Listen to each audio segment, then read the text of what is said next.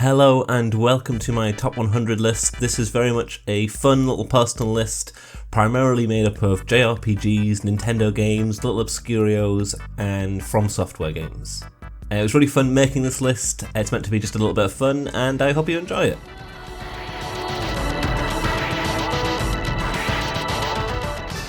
Shadow Heart's Covenant. Campy JRPG in a real-world setting. Guest starring Rasputin. Mirror's Edge. Run, jump, grab, repeat. Klonoa 2. Cozy 2.5D goodness. Even better than the first game. Parasite Eve. Resident Evil and Final Fantasy in a dystopian detective novel. Oddworld, Abe's Odyssey. Antiquated design, timeless setting, theme, characters and personality.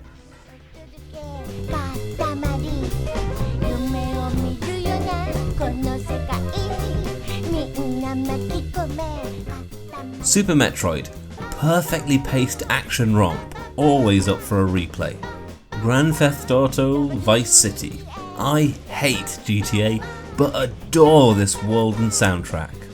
Slay the Spire.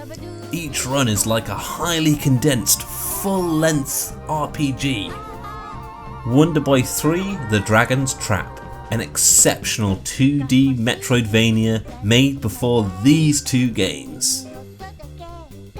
Uncharted 4 A Thief's End, like Indiana Jones, but with good characters. Katamari Demacy. Paperclip, sharpener, tennis ball, rat, cat, human, car, rainbow, galaxy!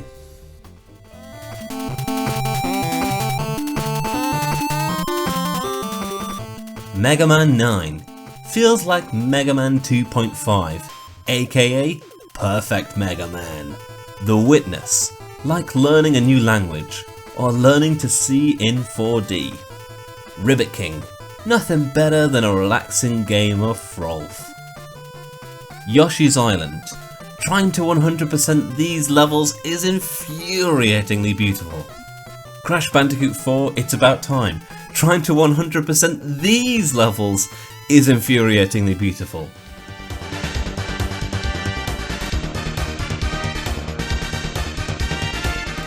Live Alive. Live Alive? Live? I don't know how to say this one. 8 quirky micro JRPGs in one neat little package. Prince of Persia The Sands of Time. Dreadful combat meets delightful platforming. Cyberpunk 2077. Absorbing characters, middling combat, super immersive world building. What bugs? Mario Golf World Tour. Impressive arcadey golf action meets inventive golf courses and challenges.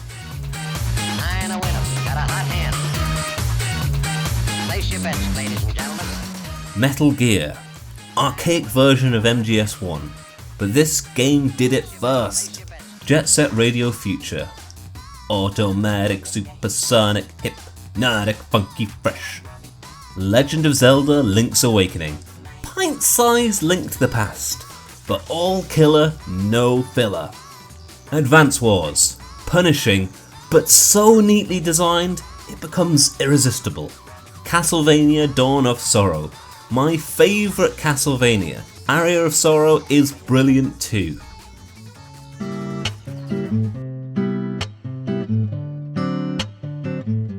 Deadly Premonition, the director's cut. You feel it, Zach? My coffee warned me about this. That's my impression. Ni no Kuni, Wrath of the White Witch. Amazing charm, bold translation, bright colours, Studio Ghibli meets Pokemon. Baba is you. Ingenious puzzler, break your brain and game logic to win.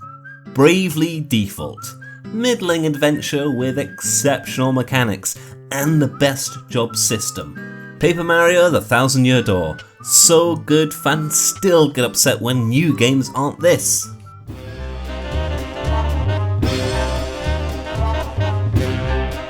Grim Fandango, the only point and click I really love. Half-Life, Groundbreaking, still impressive, great set pieces, I even like Zen. Grandia III, okay story and progression, but my favourite JRPG battle system. Burnout 2, Point of Impact. When Burnout kept it simple, drive dangerously to go faster. Bayonetta 2, batshit boss battles and so many fun weapons to use.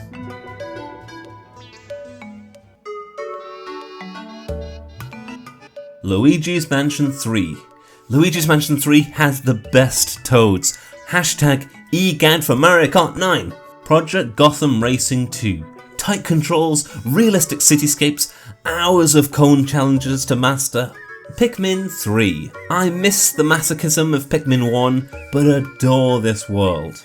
Sonic Mania Plus. Feels like Sonic 4. What else can I really say? Shadow Tower. Unintuitive, archaic, awful hitboxes, confusing. Leaves a real impression.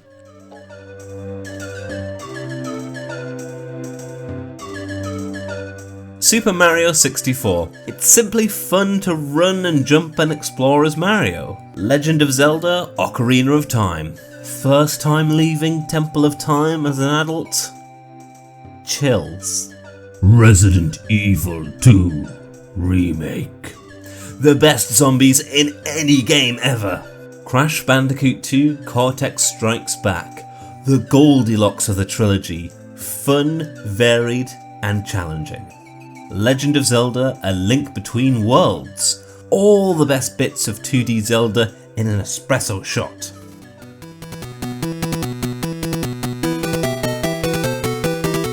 Parappa the Rapper. Rap battle to jump the queue to the toilet? Brilliant.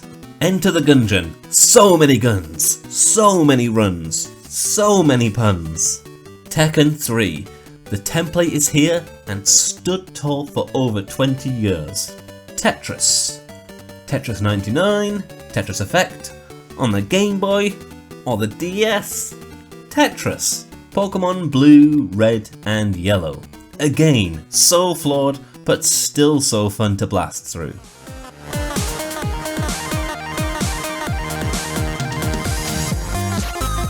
Time Splitters 2. GoldenEye style campaigning, endless challenge modes, arcade, multiplayer, collectibles, value. Jammer Lammy. Finish game to unlock new stages as Parappa? Genius move. Nights into Dreams. My biggest gaming regret is selling that Saturn controller with the analog stick. Dicey Dungeon. Love the variants and bonus episodes. Hashtag hate the witch.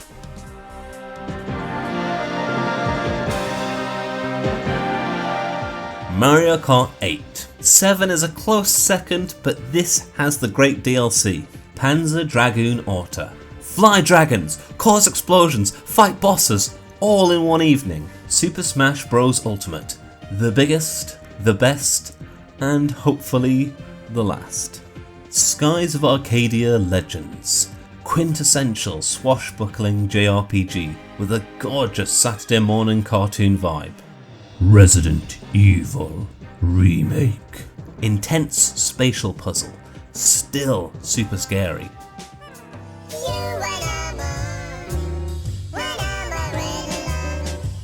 Psychonauts 2. Fun platforming, amazing levels, Pixar-esque narrative, better than the original. Legend of Zelda Oracle of Ages. Seasons is action-based, whilst Ages is puzzles, puzzles, puzzles. Rayman Legends. A great co-op platformer, give me more musical stages please. Pokemon Ruby, Sapphire and Emerald. My favourite world, art style and Pokédex in the series.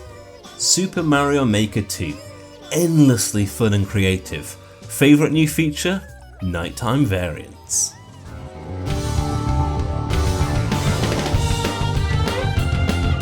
Baten Kaitos, Eternal Wings and the Lost Ocean. My first video on this channel captures my imagination. Bloodborne! Trick weapons, perfect DLC, great rally mechanics, exceptional art direction. Metroid Prime 2 Echoes. Much more challenging, atmospheric and puzzle focused than Prime 1. Metal Gear Solid 2 Sons of Liberty, my favourite narrative in video games. Super Punch-Out, pressure cooker pugilistic pattern recognition perfection.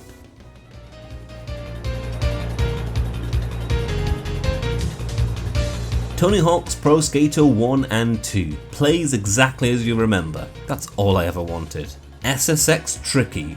Tricky. Whoa! Silly skill-based arcadey snowboarding action. Bags of personality. Crash Team Racing. Irresistible drifting controls. Expansive adventure mode. Somehow better than Mario Kart? Ninja Gaiden. So many challenging bosses. Avoid Sigma. It really bloats the game. Donkey Kong Jungle Beat. Clever combo-based rhythm platformer with bongo controls!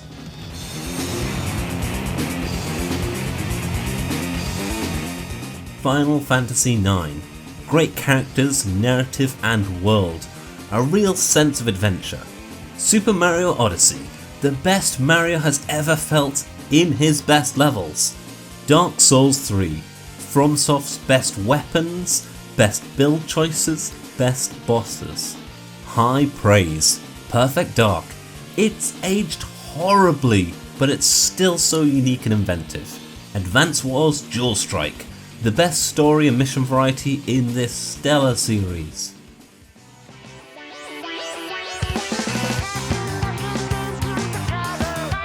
F-Zero GX. Blisteringly fast, punishingly difficult, still a gorgeous looking game. Splatoon 2. Hate competitive multiplayer? Love this game. Salmon Run is genius. Doom Eternal. More demon slaying, this time demanding expertise of all weapons.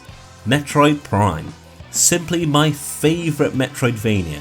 Great bosses and locations too. Super Mario World. Simply a very fun game to play and replay and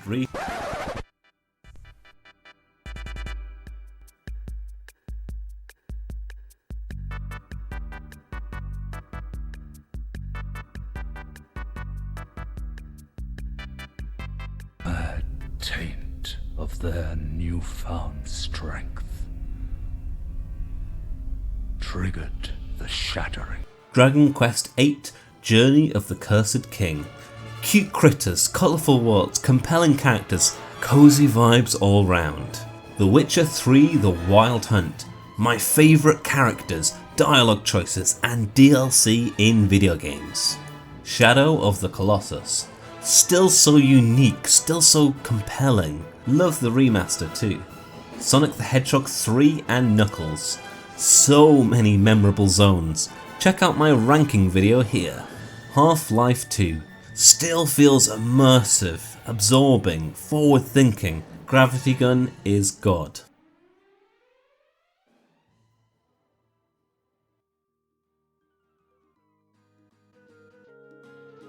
Mother 3.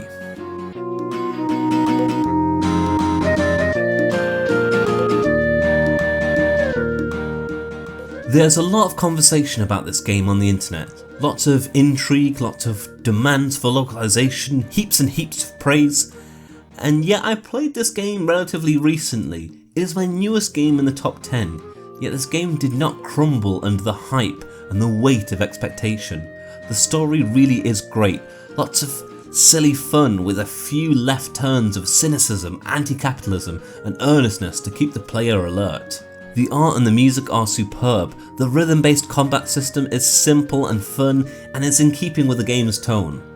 Put simply, Mother 3 is distinctive, memorable, lovable, and feels that it was designed with a message and purpose. Donkey Kong Country Tropical Freeze.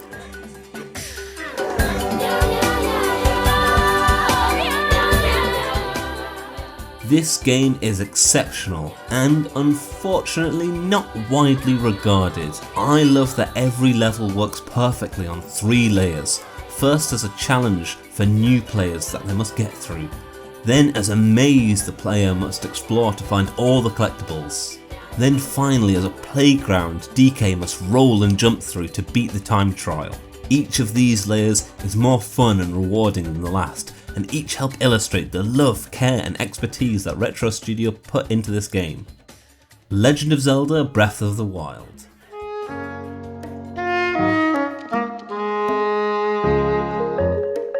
Unlike Tropical Freeze, everyone knows why this game is good. I guess what I really love about this game is the central loop of climbing up high, looking at the vista below, then finding a new point of interest on the horizon and gliding to it. The freeing and addictive sense of discovery is at the heart of this game, tapping into what made the very first Zelda so special. Super Mario Galaxy 1 and 2.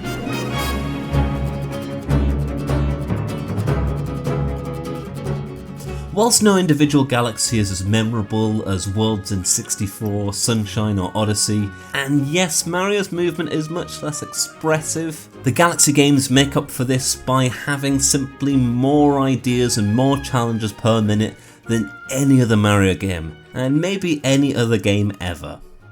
Lylat Wars, also known as Star Fox 64.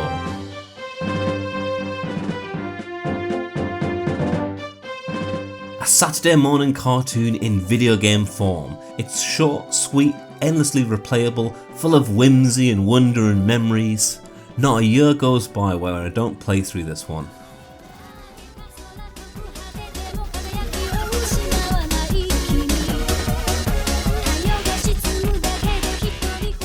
And in recent years, the same can be said of Gitaroo Man. Like Lylat Wars, not a minute of the player's time is wasted here, and while there are not really any unlockables or secrets, the joy of replaying this game comes from simply enjoying the game, its music, its characters, and its steep challenge. Legend of Zelda: Wind Waker.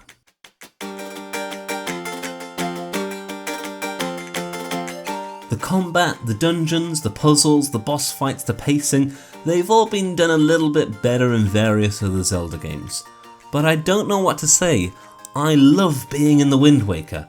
I love the sailing, visiting islands. Tetra, Medley and Makar are my favourite 3 NPCs in any video game. The art is charming and expressive, the synchronised soundtrack adds some drama to battles.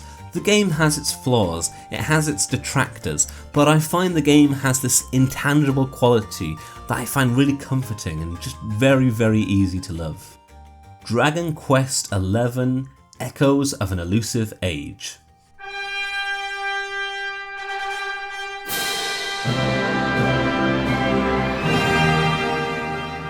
JRPGs are my favourite genre, and this is everything I ever wanted in a JRPG. A colourful cast, distinctive enemies, punishing boss battles. If you check the harder enemies draconian rule at the beginning of the game. Immaculately detailed towns, tough and finely tuned economy and crafting system, equipment that has character and meaning, rather than just simply a stat boost. Simple but impactful progression and battle prep that ensures your choices matter without having to be bogged down in menus. Stellar voice acting paired with bold translation. A sense of adventure and high stakes when the plot calls for it, but cozy vibes and good times when it doesn't. I can't imagine ever playing a better RPG. Resident Evil 4. All you really do in this game is shoot zombies. Thankfully, that might be the most satisfying thing to do in video games.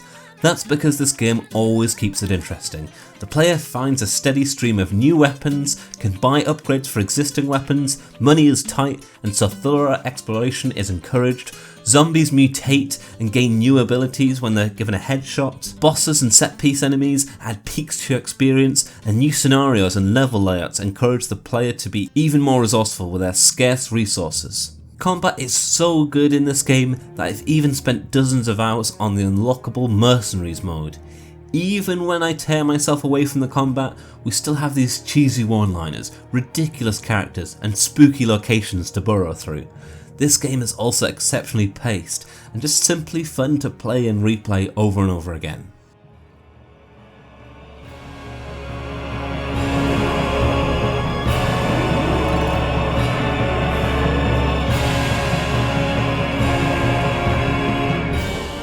Dark Souls.